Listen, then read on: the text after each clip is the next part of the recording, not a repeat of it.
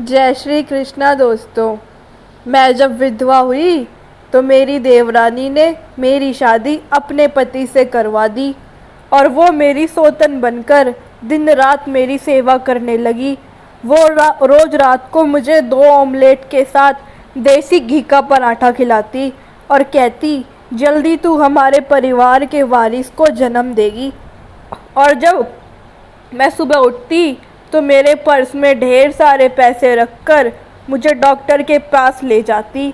एक दिन नर्स हम दोनों को पहचान न सकी क्योंकि हम दोनों ने एक ही रंग के दुपट्टे से चेहरा ढक रखा था। तो वो मेरे ही कान में बोली, आज आप इन्हें नींद की गोली मत खिलाना। मुझे शक हुआ। मैंने उस रात को कुछ नहीं खाया और सोने का नाटक करके लेट गई। कुछ देर बाद मेरी तो जान ही निकल गई ये देखकर कि वहाँ तो मेरा नाम गीता है। मेरे साथ ज़िंदगी ने इतना बड़ा मजाक किया है कि मैं बता नहीं सकती। मैं सोचती रहती सब कुछ ठीक है और फिर सब कुछ बर्बाद होता रहा था। मैंने सब कुछ स्वीकार कर लिया था कि मैं मतलबी थी। मेरी कहानी सुनकर आप लोग भी हैरान रह जाएंगे। आखिर में आप लोग ही फैसला कर लीजिएगा कि मैंने सही किया या फिर गलत। मैं 18 साल की थी जब मेरी शादी करवा दी गई। मेरे लिए रिश्ता एक रिश्तेदार ने ही लाया था, लेकिन ये लोग हमारे मोहल्ले के थे। हमको आते जाते देखते रहते थे। हम शादियों में भी एक दूसरे से मिलते थे। ये एक जॉइंट फैमिली थी और उस घर में 3 बेटे पहले से ही शादीशुदा थे। आखिरी 2 बेटों की शादी एक साथ होने वाली थी। मेरे होने वाले देवर की बीवी पसंद कर ली गई थी और दूसरे बेटे के लिए मुझे पसंद कर लिया गया था। मेरा परिवार अच्छा था। मेरे माता पिता अच्छे खाते पीते परिवार के थे और मैं इकलौती बेटी थी। मेरी देवरानी का नाम रीमा था। हम दोनों की शादी एक साथ ही हुई थी और शक्ल सूरत से वो ज़्यादा अच्छी नहीं थी, इसलिए सब लोग आते तो मेरी ही तारीफ़ करते कि तुम मुझसे ज़्यादा खूबसूरत हो। और मेरे पति किशन आम शक्ल सूरत के मालिक थे। जाने अनजाने में मैंने रीमा के साथ बहुत बुरा किया क्योंकि शादी वाले दिन सब लोग मेरी तारीफ़ कर रहे थे और उसके तरफ कोई देख ही नहीं रहा था। फिर भी वो बेचारी बहुत धैर्य से बैठी रही। कहते हैं कि 2 लड़कियों की शादी एक साथ नहीं करनी चाहिए, अन्यथा इसी तरह का कोई सीन होता है। लेकिन मेरे ससुराल वाले अपना पैसा बचा रहे थे। उन्होंने कहा कि 2 भाइयों की शादी एक साथ ही करवा दी जाए, जबकि हमें तो पैसे की कोई दिक्कत नहीं थी। लेकिन उनकी अपनी मर्जी थी, क्या कर सकते थे। हमारी शादी हो गई और हम दोनों ने अपनी अपनी ज़िंदगी की शुरुआत कर दी। वैसे तो वो जॉइंट फैमिली थी, लेकिन सभी के चूल्हे अलग अलग थे। इसी बात का आराम था कि जीवन अच्छा चल रहा था, कोई समस्या नहीं थी। मेरे पति भी मुझसे बहुत प्यार करते थे और मेरी हर बात मानते थे और हम लोग अच्छे तरीके से एक साथ रह रहे थे। लेकिन मेरी देवरानी के कमरे से हमेशा लड़ाई झगड़े की आवाज़ें आती थी। पहले तो मुझे लगा कि यह आम बात है क्योंकि शादी के शुरुआती दिनों में थोड़ा बहुत बहस हो जाती है जिसमें पति पत्नी एक दूसरे को मनाते हैं। लेकिन यहाँ पर तो बहुत ज़्यादा झगड़े हो रहे थे। मेरा देवर ज़ोर ज़ोर से अपनी बीवी पर चिल्लाता रहता। जब मैंने अपनी पति से बात की तो उन्होंने कहा कि हमें उनके मामले में नहीं बोलना चाहिए। एक बार मैं उन दोनों के कमरे के बाहर से गुजर रही थी, तभी मैंने अपने देवर की आवाज़ सुनी और मैं इसलिए रुक गई क्योंकि मैंने अपना नाम सुना था। मेरा देवर ना जाने मेरा नाम लेकर अपनी बीवी पर क्यों चिल्ला रहा था। मैं सोचने लगी कहीं मुझसे तो कोई गलती नहीं हो गई, लेकिन ऐसा तो कुछ भी नहीं हुआ था। मैं उनके मामले में दखल देना नहीं चाहती थी क्योंकि मेरे पति ने मुझसे कहा था कि तुम्हें ऐसा कुछ भी करने की ज़रूरत नहीं है। इसलिए मैंने उनको उनके हाल पर ही छोड़ दिया। एक दिन मेरे देवर ने मुझे रोका और कहा, भाभी आप मेरी बीबी को कुछ सिखा दें, उससे कहें कि वो आपकी तरह सच धज कर रहे। मैंने अपने देवर से कहा, आपकी पत्नी बहुत प्यारी है, उसे सचने की ज़रूरत ही नहीं है। तो कहने लगा, बिल्कुल भी प्यारी नहीं है, आप सब उसका दिल रखते हैं, तभी तो वो अपना ख्याल नहीं रखती है। एक दिन मेरे पति घर आ गए, उन्होंने कहा कि उनका मूड ठीक नहीं है, पता नहीं क्या हो रहा था। सुबह से ही मेरा दिल बहुत ज़्यादा घबरा रहा था जब हमें एक बुरी खबर सुनने को मिली कि मेरे पति इस दुनिया से चले गए। रोड एक्सीडेंट हुआ था। मेरे पति और मेरे देवर दोनों ही मोटरसाइकिल पर जा रहे थे और उनकी मोटरसाइकिल कार से जा टकराई। मेरे देवर को तो थोड़ी बहुत चोट लगी थी, लेकिन मेरे पति इस एक्सीडेंट में मारे गए। मैं गम में डूब चुकी थी। अब तक मेरी शादी को 1 साल भी नहीं हुआ था और मैं विधवा हो चुकी थी। पति के देहांत के बाद भी मैं ससुराल में ही रहती थी। ये दिन मैंने बहुत उदासी से काटे थे। सब कहने लगे, इस लड़की की ज़िंदगी तो बर्बाद हो गई है, अब इससे शादी कौन करेगा। आजकल तो कुंवारी लड़कियों को भी रिश्ते नहीं मिलते। मेरी देवरानी भी बहुत उदास थी, बार बार मुझे समझा रही थी, लेकिन मैंने सारा गुस्सा उसी पर निकाल दिया। मैंने कहा, तुम्हारे पति के साथ ही मेरा पति गया था। किसी को ये कहना बहुत आसान होता है कि संभाल लो खुद को, लेकिन जब खुद पर बीतती है ना, तब पता चलता है। अगर मेरी जगह आज तुम होती तो मैं तुमसे पूछती, कितना बड़ा दुख किस तरह बर्दाश्त करोगी। तुम्हारा पति तो सही सलामत है, मेरी तो दुनिया ही ख़त्म हो गई है। मेरे देवर ने ये बात सुन ली और मुझे कोई जवाब नहीं दिया। पति के देहांत के बाद मैंने ससुराल में ही रहने का फ़ैसला किया। मैंने कहा, मैं वापस नहीं जाऊंगी, मुझे दूसरी शादी भी नहीं करनी है। पति के गुजरने के 6 महीने हुए थे जब मेरे देवरानी ने मेरी सास के सामने एक बात रखी, जिस पर घरवाले तुरंत तैयार हो गए। और बात ये थी कि मेरी देवरानी मुझे अपनी सौतन बनाना चाहती थी। वो चाहती थी कि मैं उसके पति यानी कि मेरे देवर अमर से शादी कर लूं। घरवाले और अमर भी इस बात के लिए तैयार थे। अब सारे एक साथ बैठे हुए थे। तभी उसने कहा, मैं ही मोटरसाइकिल चला रहा था, भाई मेरे पीछे बैठे थे। मुझे ऐसा लगता है कि वो मेरे हिस्से की मौत लेकर चले गए, इसलिए उनकी जिम्मेदारियां मुझे निभानी चाहिए। घरवालों का भी यही कहना था कि तुम हमारी बहू हो, हम तुम्हें बड़ी शान से शादी करके लाए थे, अब तुम हमारे बेटे की आखिरी निशानी हो। तुम्हें देखकर हमें हमारे बेटे की याद आती है, तो इसी घर में रह जाओ तो अच्छा है। मेरे माँ बाप को भी बुला लिया गया, उनका भी यही कहना था। यह फैसला एकदम सही है। जब लड़का यानी कि मेरा देवर इस बात के लिए तैयार है, तो फिर किसी और के बोलने का कोई मतलब नहीं निकलता। मेरी देवरानी भी तैयार थी। उसने मेरे हाथ पर हाथ रखकर मुझसे कहा, तुमने ठीक कहा था, किसी को समझाना बहुत आसान होता है, लेकिन उसके दुख को बांट लेना बहुत मुश्किल काम होता है। मैं अपने पति को तुम्हारे साथ बांटकर बिल्कुल भी दुखी नहीं हो, मुझे कोई शिकायत नहीं है। यह बात मुझे बहुत अजीब लग रही थी, बहुत ही ज़्यादा अजीब। मैं ऐसा नहीं चाहती थी, लेकिन मेरे ससुराल वाले, मेरे माँ बाप, सब लोगों ने मुझे यही समझाया था कि सबसे अच्छा निर्णय है। और मेरे देवर की अभी से सब तारीफ़ करने लगे कि उसने बहुत ही अच्छा निर्णय लिया है। अपने भाई की विधवा से शादी करने से अच्छा और क्या हो सकता है। उसकी बीबी यानी मेरी देवरानी की भी सब लोग प्रशंसा करने लगे कि भगवान ऐसी बीवी सबको दे जिसने अपने पति को सही राह दिखाई है, वरना बीबियां तो आजकल ऐसी बातों पर गुस्सा हो जाती हैं। करते कराते सब बड़ों की बात मानकर मैंने भी हाँ कर दी। मैंने पहले भी कोई जिद नहीं की थी, मेरे माँ बाप ने मुझसे कहा था, उसके लिए मैंने हाँ कर दिया था। अब मेरा देवर मेरा पति बन चुका था। मैं अभी भी अपने ही कमरे में रहती थी, जिस कमरे में मैं पहले रहती थी, अभी भी वो ही मेरा कमरा था। लेकिन मेरा देवर, जो कि अब मेरा पति बन चुका था, उसी कमरे में मेरे पास आया हुआ था। मेरी दूसरी शादी को अभी 1 हफ्ता ही हुआ था कि मेरी देवरानी मेरे कमरे में आई। देवरानी के हाथ में कुछ था। उसने एक प्लेट में 2 ऑमलेट और एक पराठा रखा हुआ था।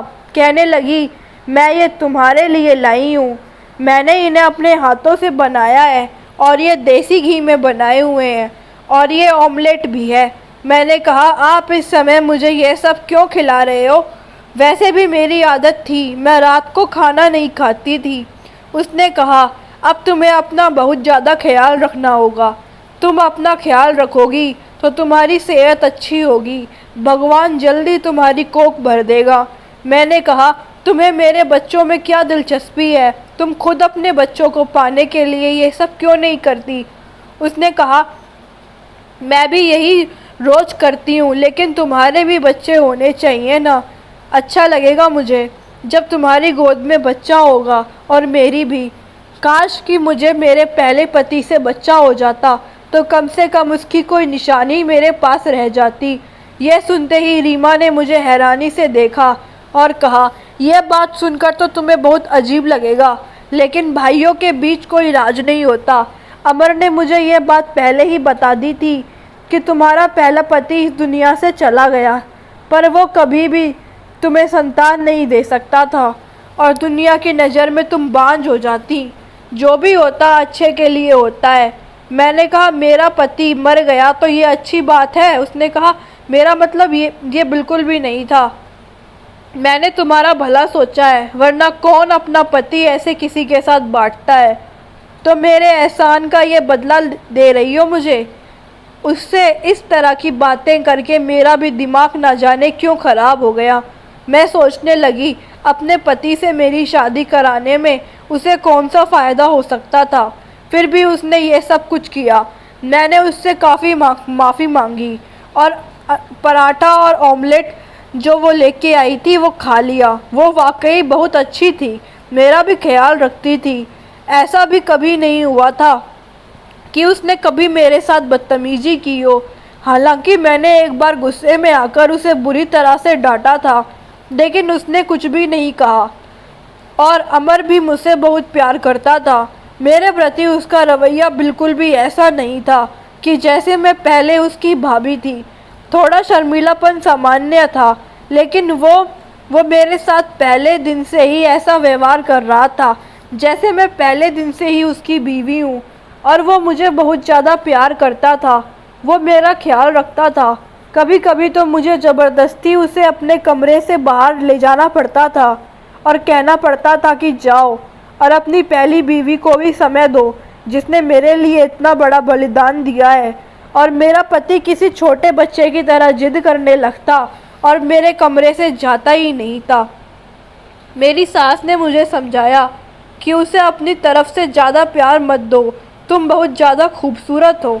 लेकिन उसकी पहली बीवी ने तुम्हारे लिए ये सब कुछ किया है, तुम कभी भी उसे उसकी बीवी से दूर मत करना। मैंने कहा, मैं ऐसा बिल्कुल भी नहीं कर रही हूँ, लेकिन वो मेरे पति हैं, उनकी मैं कोई बात भी नहीं टाल सकती ना। उसे धक्के देकर तो कमरे से नहीं निकाल सकती ना। लेकिन जाने अनजाने में शायद मैं अपनी देवरानी के साथ बहुत गलत कर रही थी, क्योंकि उसने मेरा बहुत साथ दिया था। मैंने उसे सारी बात बता दी थी कि दरअसल मैं कुछ नहीं कर सकती। मर्दों का तो तुम्हें पता है, वो खुद ही मेरे कमरे से बाहर नहीं जाना चाहते। तो रीमा ने कहा, कोई बात नहीं, वैसे भी तुम कोई पराई थोड़ी हो, तुम तो उसकी बीवी हो। अच्छी बात है, तुम दोनों का आपस में रिश्ता मजबूत होना चाहिए। वो महिलाएं बहुत भाग्यशाली होती हैं जिनके पति उन्हें पसंद करते हैं, और जिनके पति अपनी पत्नियों को पसंद नहीं करते वो बहुत ही दुर्भाग्यशाली होती हैं। यह बात करते हुए मेरी देवरानी कहीं खो गई थी। वो बहुत अच्छी इंसान थी और मेरा बहुत ज़्यादा ख्याल रखती थी। वो मुझे हर रात अच्छी अच्छी चीज़ें खिलाती, दूध पिलाती और हर दिन मुझे डॉक्टर के पास भी ले जाती। मेरा चेकअप करवाने के लिए डॉक्टर ने मुझे बताया था कि सब कुछ ठीक है और जल्दी आप माँ बनने वाली हो। डॉक्टर के पास जाना तो हम लोगों का एक बहाना था। वहीं पर हम लोगों ने एक पार्क देखा हुआ था जहाँ पर हम लोग टहलते भी थे और बातें भी करते थे। इसके अलावा मेरी देवरानी एक और काम भी करती थी। रात को वो मेरे सिर के पास पैसे रखकर चली जाती थी। एक बार तो मुझे लगा कि गलती से रख कर गई है, तो मैंने कहा, तुम मेरे कमरे में आई थी तो पैसे कमरे में ही भूल गई हो। लेकिन उसने कहा, नहीं, वो मेरे पैसे पैसे मेरे नहीं थे, मैंने तुम्हारे लिए ही रखे थे। मैंने कहा तुम्हारे पास इतने पैसे कहाँ से आए और तुम अपने पैसे मुझे क्यों दे रही हो? तो कहने लगी मैं इतने सारे पैसे कहाँ से लाऊंगी? दरअसल मेरे पति ने ये मुझे दिए थे और कहा था कि मैं तुम्हें दे दूँ, क्योंकि तुम भी उसकी पत्नी हो तो खर्चा तो तुम्हें भी मिलना चाहिए ना। मैंने कहा हमारा पति इतने सारे पैसे कमाता है? तो कहने लगी हमारा पति तो पहले दिन से ही बहुत ज़्यादा पैसे कमाता था। कभी कभी तो मुझे लगता था कि पिछले पैसे पड़े हैं और फिर से और मिल जाते हैं। मेरी तो किस्मत चमक उठी थी। अब तो तुम भी उसकी बीवी हो, इसलिए आधे तुम्हारे लिए रख कर चली जाती हूँ। मैंने कहा चलो अच्छी बात है, इसका मतलब है मेरे पति के यानी कि मेरे ही पैसे। अपने पहले पति की याद तो दिल से ना गई थी, लेकिन मेरी ज़िंदगी बर्बाद होने से बच गई थी। अब मैं किसी की विधवा नहीं बल्कि किसी की पत्नी थी। अब देवरानी और मेरे बीच बहुत प्यार बढ़ गया था। हम दोनों ने चीज़ें भी एक जैसी लेनी शुरू कर दी थी। एक दिन हम लोग अस्पताल गए तो मैंने और मेरी देवरानी ने एक ही जैसे दुपट्टे से चेहरे को ढक रखा था, इसलिए नर्स ने शायद कुछ गलती कर दी। जब वो हमें डॉक्टर के पास लेकर गई तो जाने से पहले उसने मेरे कान में कहा आज अपनी सौतन को नींद की गोली मत खिलाना। मैं ये बात सुनकर हैरान रह गई। ये बात क्या कर रही है? मैंने अपनी देवरानी की तरफ देखा और सोचा कि क्या ये मुझे नींद की गोलियां खिलाती है, क्योंकि हर रात को ये मेरे लिए पराठे और ऑमलेट बनाकर लाती है। उसके साथ में एक गिलास दूध भी होता था। क्या वो उसी में मुझे नींद की गोली मिलाकर दे रही थी? लेकिन ये मुझे नींद की गोलियां खिलाकर क्या करना चाहती थी मेरे साथ? ये क्या कर रही है? अचानक मेरे दिल में हजारों सवाल जाग उठे थे। मुझे ऐसा लगा कि नर्स से कुछ गलती हुई है, लेकिन कोई गलती नहीं हुई थी, क्योंकि उसने बकायदा मेरी देवरानी का नाम लिया था। और फिर मेरी देवरानी मेरे साथ इतनी अच्छी कैसे हो सकती थी, क्योंकि उसने अपने पति की शादी मुझसे करवा दी और अब वो ये भी चाहती थी कि मैं उसके पति का बच्चा पैदा करूं। क्या वो खुद माँ नहीं बन सकती थी? ये सब क्या था? सोचा कि अपने पति से बात करती हूँ। मुझे समझ नहीं आ रहा था कि मैं क्या करूँ। आखिरकार मैंने ये बात अपने पति से ही करने की सोची कि मैं उन्हें ये सब कुछ बता दूंगी। लेकिन आज मेरे पति ने मुझे ऐसी बात बता दी कि सारी तस्वीर मेरे सामने आ गई। मेरे पति ने कहा तुम मुझसे दूर भाग मत जाना। आज मैं तुमको एक बात बताना चाहता हूँ। मैं तुमसे बहुत प्यार करता हूँ और भाई के देहांत के बाद मैं तुमसे शादी करना चाहता था। मुझे मेरी बीवी बिल्कुल भी पसंद नहीं थी। ना उसके पास बात करने का ढंग है, न ही पहनने ओढ़ने का। मैं उसे तुम्हारा उदाहरण दिया करता था। वो तुमसे बहुत ज़्यादा नफरत करती थी। मैं उससे कहता था कि तुम भाभी जैसी क्यों नहीं बन जाती। मैं ये सुनकर हैरान हुई कि वो मुझसे नफरत करती थी। फिर उसने आपकी शादी मुझसे क्यों करवा दी? तब मेरे पति ने कहा वो कौन होती है मेरी शादी करवाने वाली? शायद हमारी किस्मत में ही एक दूसरे के साथ होना लिखा था। मेरा भाई इस दुनिया से चला गया। अच्छा होता कि मैं उसकी जगह पे चला गया होता। मेरा भाई बहुत अच्छा इंसान था, लेकिन शायद यही हमारी किस्मत में था। उसके बाद मैंने सोचा कि मैं तुमसे शादी कर लूँ। मैं तुम्हें सहारा देना चाहता था। मैं तुम्हें अपनी पत्नी बनाना चाहता था, इसलिए मैंने उससे ये बात करवाई। वो ये बात हरगिज़ नहीं करना चाहती थी, लेकिन मैंने उससे कहा कि अगर तुमने घर पर मेरी शादी के बारे में बात नहीं की तो मैं तुम्हें तलाक दे दूँगा। लेकिन उसने ये बात मान ली। फिर मैंने ये भी कहा कि वो तुम्हारा बहुत ज़्यादा ख्याल रखे, क्योंकि मैं तुमसे बहुत प्यार करता हूँ। मैं अपनी पूरी ज़िंदगी तुम्हारे साथ बिताना चाहता हूँ। जब मेरे पति ने मुझसे यह बात बताई तो मैंने भी अपने पति को वो सारी बात बता दी। तो मेरे पति हैरान रह गए। उन्होंने कहा मैंने तुम्हारे लिए कभी भी उसके हाथ में पैसे नहीं दिए। तुमसे वो झूठ बोल रही है। हम एक काम कर सकते हैं, हम उस डॉक्टर के पास जाते हैं जिसके पास वो तुम्हें लेकर जाती है। हम लोग तुरंत उस डॉक्टर के पास गए, लेकिन अपना भेष बदलकर मैंने दुपट्टे से सिर के साथ अपना मुंह भी ढक लिया और मेरे पति को तो उन्होंने देखा ही नहीं था। फिर हमने उस डॉक्टर से झूठ बोला कि हमें गलत काम करवाना है। तब डॉक्टर ने कहा, हाँ बिल्कुल, मैं अबॉर्शन करवा दूंगी, लेकिन उसके बदले में मुझे इतने पैसे चाहिए होंगे।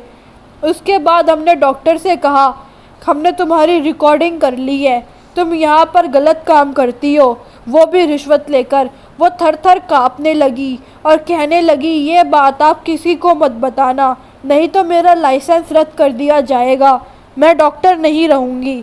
फिर मैंने उसे कहा, मुझे उस औरत के बारे में बताओ जो तुम्हारे पास आती है और जिसका नाम रीमा है। उसने कहा, वो तो अपनी सौतन को लेकर आती थी। तभी मैंने कहा, हाँ वो मैं ही हूँ और ये मेरे पति हैं। मैंने अपना चेहरा उसे दिखा दिया तो उसने तुरंत पहचान लिया और कहने लगी, उसने कहा था कि आप इसको ऐसी दवा दो जिससे ये कभी भी बच्चा ना पैदा कर सके, और हो सके तो ऐसा करो कि इसकी जान चली जाए, यानी कि स्लो पॉइजन। ये बात सुनकर मेरे पैरों तले से ज़मीन ही निकल गई। मेरे पति भी बहुत डर गए थे। वो तुम्हारी जान लेना चाहती थी, तुम्हें बांझ बनाना चाहती थी। ज़रूर वो तुमसे बदला लेना चाहती है, क्योंकि उसके सामने मैं तुम्हारी तारीफ़ किया करता था। मेरे पति ने सबके सामने ये बात, डॉक्टर का बयान भी सबको सुना दिया। इस बात के बारे में सबको पता चल गया। डॉक्टर से बात करने के बाद हम लोग सीधा घर पहुंच गए। तभी रीमा सामने ही बैठी हुई थी। मेरे पति ने कहा, ये माफ़ी मांगे मेरी बीवी से और कसम खाए कि इस तरह का काम दोबारा कभी नहीं करेगी, तो मैं इसे माफ़ कर दूंगा, वरना इसको आज ही तलाक दे दूंगा। रीमा ने भी ऐसा रूप दिखाया कि मैं हैरान रह गई। कहने लगी, तुमसे माफ़ी मांग कौन रहा है और तुम्हारे साथ रहना कौन चाहता है? अपनी भाभी पर नज़र रखने वाले घटिया इंसान हो तुम। नहीं रहना मुझे तुम्हारे साथ, दे दो मुझे तलाक। अमर ने उसे तलाक नहीं दिया, लेकिन वो हमेशा के लिए चली गई। मैं आज भी उसके बारे में सोचती हूँ तो हैरान रह जाती हूँ कि लोगों के चेहरे और उनका बर्ताव देखकर आप ये पहचान नहीं पाते कि वो आपके साथ क्या कर रहे हैं। कभी कभी बहुत मासूम नज़र आने वाले लोग भी बहुत खतरनाक होते हैं। मेरे देवरानी के दिल में जहर तब बैठा जब मेरे पति ने उसके सामने मेरी तारीफ़ करनी शुरू कर दी। उसको मेरा उदाहरण देने लगा और फिर उसको कहा, मेरी शादी करवाओ। मेरे पति ने भी गलत किया, लेकिन रीमा को इसके बदले में मेरे साथ इतना गलत नहीं करना चाहिए था कि वो मेरी जान लेने पर उतर आए। मुझे तो लगा इस सब के बाद मैं माँ ही नहीं बन पाऊँगी। पता नहीं वो तो मुझे कब से दवाइयाँ दे रही थी, लेकिन जिस इंसान को इस दुनिया में आना है उसे आने से रोक कौन सकता है। भगवान के आशीर्वाद से मुझे जुड़वा बच्चे हो गए। भगवान ने हमें एक बेटी दी और एक बेटा। भगवान के आशीर्वाद से मैं अपनी ज़िंदगी में बहुत खुश हूँ। मेरी देवरानी कहाँ गई, अब किसके साथ है, मुझे कुछ नहीं मालूम। उसने फिर से शादी की या नहीं, किसी को कुछ नहीं पता। लेकिन कभी कभी मैं सोचती हूँ कि मेरे पति ने भी उसके साथ गलत किया। वही उसको इस मुकाम तक लेके आया कि वो इस हद तक चली गई। लेकिन आपके साथ अगर कोई बुरा करे तो उसका मतलब ये नहीं कि आप भी उसके साथ बुरा करें। अच्छा इंसान वो होता है जो अपने साथ बुरा करने वाले के साथ भी अच्छा ही कर जाए। तो दोस्तों, अगर आप सभी को ये कहानी अच्छी लगी तो मेरे चैनल को सब्सक्राइब करें, वीडियो को लाइक करें और शेयर करें। धन्यवाद।